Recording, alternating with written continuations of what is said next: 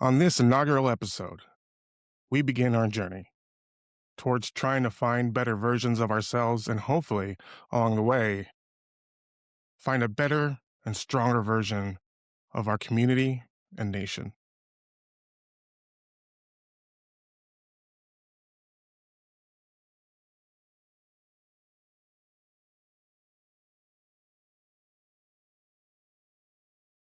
Okay, so I know that I'm not the first middle aged, divorced, single parent to say this, but I really thought I'd be somewhere else by now. This isn't the life I was supposed to be living. That realization didn't really hit me all at once. It wasn't like some big dramatic moment that just smacked me over the head. It was quieter than, it shows up in the little things, like how you react when you're stressed out,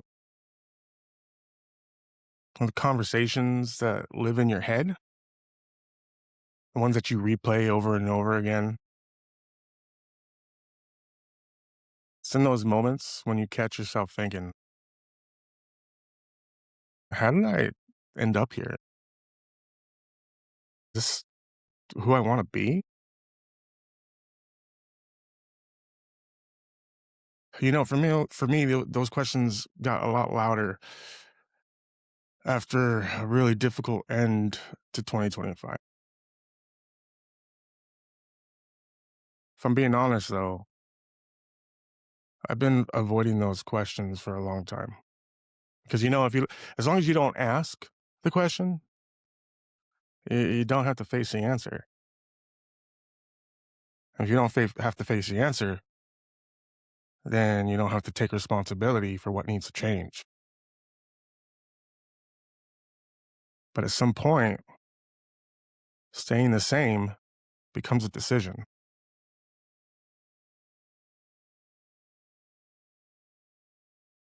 And here's the deal. I don't think it's just me.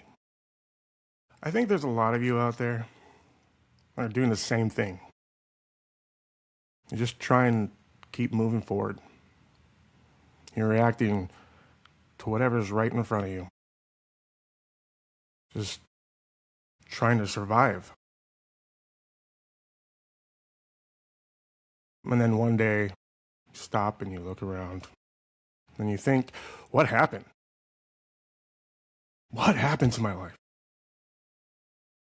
What happened to everything I thought it would be? How did I get here? For me, this came to a head on December 12th, 2025. I thought I was getting ahead. Thought I was finally figuring things out. But in reality, I was burning myself out for people who didn't care about me. Again. That night, as I pulled up to my house after leaving the company holiday party, I got a call. We've decided to separate. Just like that. Everything I had been working for, gone. Year of working 70, 80 hours meant nothing. After a year that saw incredible hardship for me, a year that I lost an aunt, an uncle, grandmother, a year that I tried everything I could to hold everything together.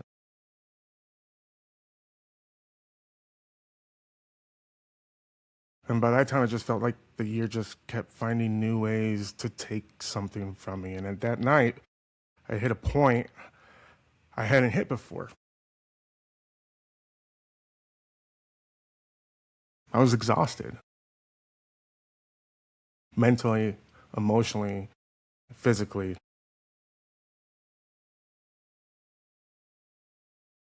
And look, I will get into a lot of my past, but one common theme has always been I get back up. And for the first time, I, I realized I didn't really care what happened next. And I gave up. You know what? That scared me because it's not who I am.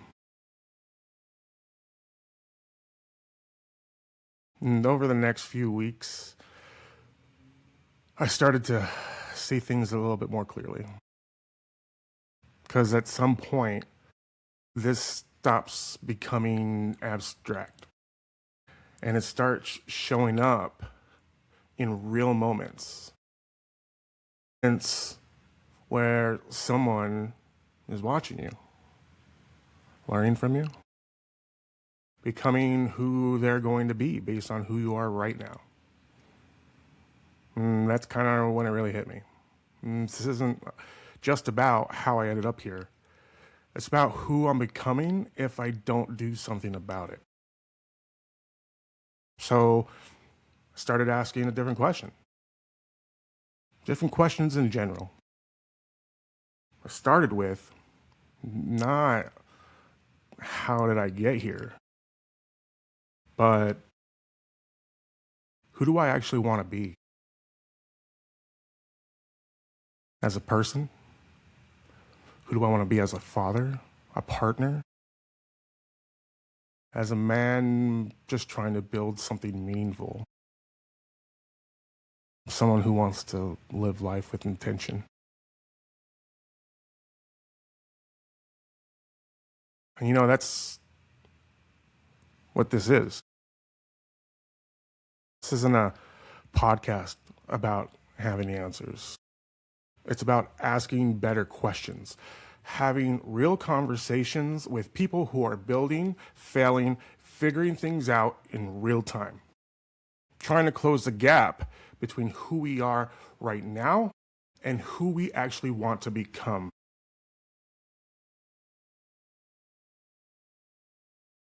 Because we can't change what's happening all around us in our families, in our communities, in this country until we're willing to change what's happening within us.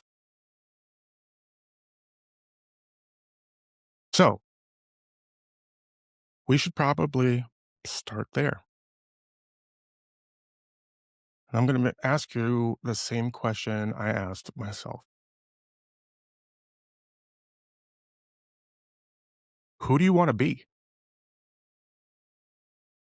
To get to that, you're also going to have to ask yourself this question. Who are you? Like, really? No lies. Who are you?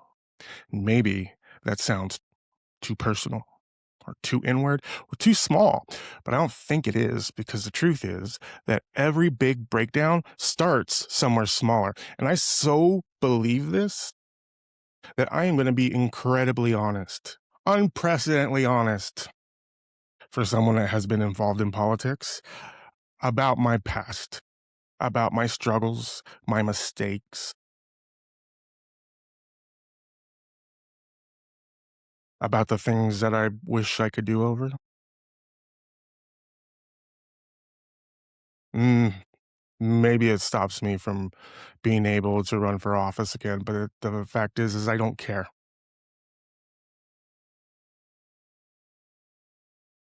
You know, I oftentimes get crap from my friends about the things that I post on social media because it's a little bit too open or whatever. But the thing I say is it's not for you. It's for that one person that messages me and says thank you. They needed to know that they weren't the only person that felt that way.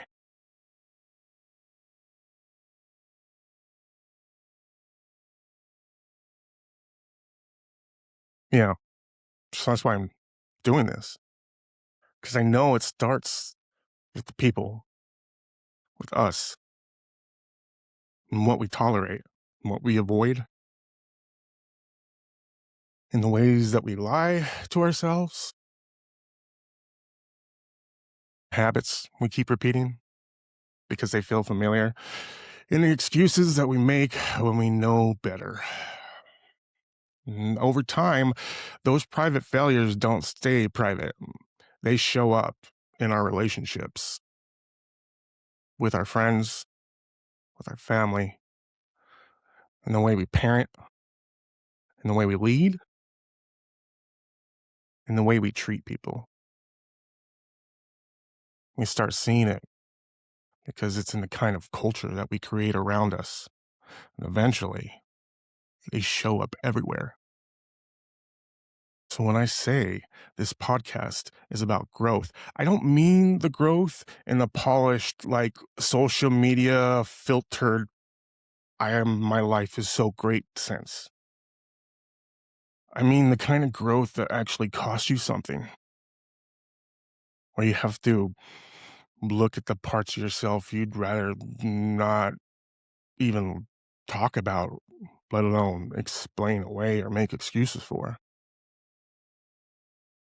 And where you have to admit, maybe you've been living in a state of reaction rather than intention. Maybe you've been telling yourself you're just tired, busy, or you're just dealing with a hard month, or it's been a tough year, or a tough 5 years. But really, you've been drifting. I know that feeling because I have been living it. For a long time, I thought if I just worked hard enough, if I stayed productive enough, if I kept pushing, if I didn't care what people thought about me and I just put my head down and barreled through, eventually things would click into place. Eventually, I felt settled. Eventually, I would feel like a whole person, that I had arrived somewhere. It's not how it works. Because you can be busy and still be lost. You can be responsible and still be avoidant. You can be doing a lot and still not becoming the person that you were meant to be. And I think a lot of us know that. We just don't always stop long enough to admit it. We stay distracted. Plenty of that going on in the world. A lot of distractions. We have nothing but it. Try to stay entertained with the games we play on our phones or the 50 streaming services we have to subscribe to so that we never have to be alone in our thoughts. And then we stay exhausted. And exhaustion is dangerous like that because after a while, it becomes your baseline. You get so used to surviving that you forget survival was never supposed to be the goal. And that's probably the part I keep coming back to because somewhere along the way, I think a lot of us accepted a version of life that is smaller than what we were made for. Not easier, smaller. A life where we were constantly reacting, constantly drained, constantly frustrated, constantly telling ourselves, we'll deal with the deeper stuff later, when work calms down, when life makes more sense, when we're less overwhelmed, when we feel more ready. But later has a way of becoming weeks, months, and years. And for me, one of the hardest parts of all this was realizing I didn't just wake up in a hard season. I had been becoming this version of myself slowly over the course of years. Not at once, not dramatically, just one decision after another. Avoidance by avoidance, compromise by compromise. And that's really uncomfortable to admit because it would be easier to tell a story where life just happened to me, where everything changed because of one phone call, because of one bad year, because of loss, because of other people. And to be clear, some of that is real. Life does hit hard, and I don't want to invalidate anyone's experience out there. Life sucks. People do disappoint you. Things do fall apart that you did not choose, even when you did everything right. But even then, there's still the question waiting for you on the other side. Who are you going to be now? Not when everything is ideal, not when you finally feel healed, not when everybody else starts doing the right thing. Now, when you're too tired, when you're too disappointed, when you're carrying things you didn't ask for, when you're tempted to check out, when being cynical feels easier than being hopeful, and you see it on TV and on your screens all day, every day. Who are you going to be then? Because that's where we're at. That's the question that matters to me, because I'm not just living for myself anymore. There are people watching, most importantly, my son. And there's something sobering about realizing that the things you normalize, the things you excuse, the way you carry yourself through hard seasons doesn't stop with you. Kids learn a lot less from what we say than what they do from what we repeatedly show them. They learn from how we handle stress, how we speak to people, how we recover from failure, how we carry our pain, how we tell the truth, how we tell the truth and take responsibility, and how we love, show kindness to each other. And I don't have to say that from some place of mastery. I say that from a place of conviction. I do not want to hand down confusion where I should have modeled clarity. I do not want to hand down cynicism when I should have modeled courage. And I do not want to teach him without meaning to that adulthood is just about enduring your life until it's over. You work until you die. I want more for him. And if I want more than that for him, then I have to want more than that for myself.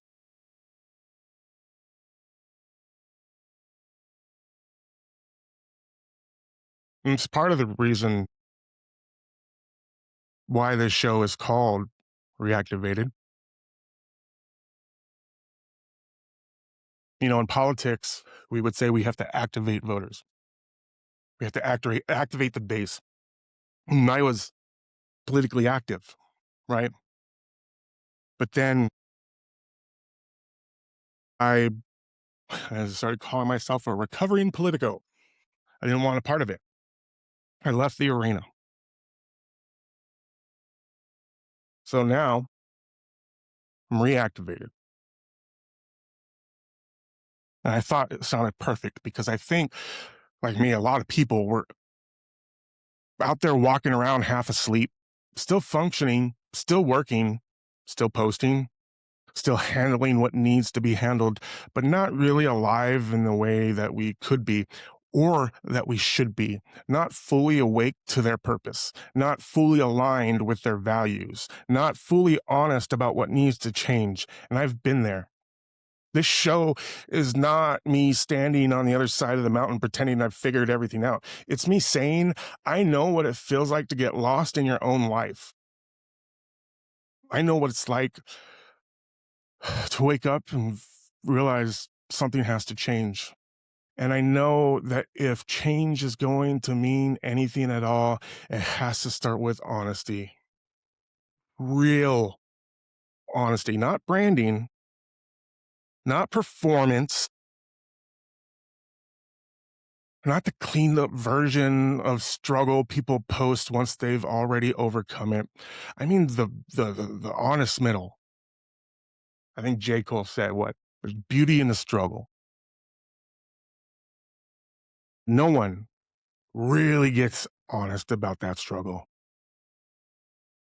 That honest middle part when you're still figuring it out, you're still rebuilding, you're still trying to become somewhere more grounded, more disciplined, more intentional, more whole. And that's what I want this podcast to be, a place for real conversations about who we are, what shapes us, what breaks us, and what helps us rebuild. A place to talk about politics, yes, but not as theater, as a reflection of values, of leadership, of responsibility, of what kind of people we are becoming together. Because politics doesn't begin in Washington. It begins in character, in what we reward, in what we excuse, in what we demand from ourselves before we demand it from anybody else. And that's the thread running through all of this. Who do we want to be as men, as women, as parents, as partners, as citizens, as sons and daughters, as people trying to live lives that actually mean something? That's the question. And I don't think answering it once is enough. I think you answer it over and over again in your habits, in your relationships, in your work, in your discipline, in your faith, in your choices, and what you do when nobody is clapping. So this is where I'm starting. Not with certainty, not with perfection, just with the decision to stop drifting, to be more honest, to live more intentionally, to ask better questions, to become more responsible for the life that I'm building. And maybe that resonates with some of you because maybe in your own way, you've been feeling it too. Maybe you've been going through the motions. Maybe you've been carrying more than you let people see. Maybe you've been successful on paper and still unsettled in real life. Maybe you're incredibly popular, but every group you're in, you feel absolutely alone. Maybe you've been asking yourself quietly, how did I end up here? And do I still have time to be who I want to be? And if that's you, this show, that's what this show is for. This is ReActivated, a journey back into politics, seeking purpose, and finding redemption.